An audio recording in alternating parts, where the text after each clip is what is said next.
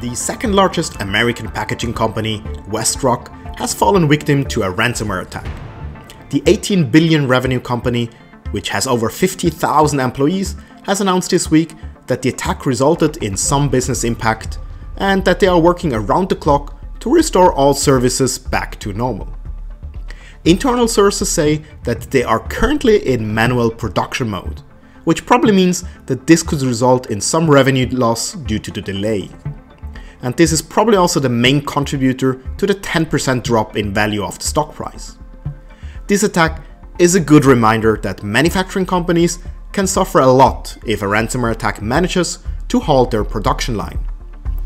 Even if the OT systems are truly air-gapped, the whole production process often still relies on some office systems, and this is exactly the dependency that can get attacked by intruders.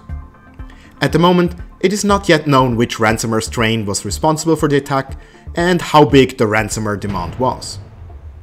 But concerns around attacks against OT systems have been growing for quite a while, as of course these disruptive attacks are an enticing extortion case for the attacker.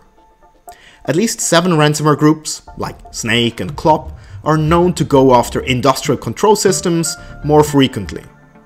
And of course, it is therefore most likely that we will see a growing trend this year if ransomware try to grow their profits again. Therefore, it is best to have a fully integrated cyber protection solution such as the Acronis Cyber Protect.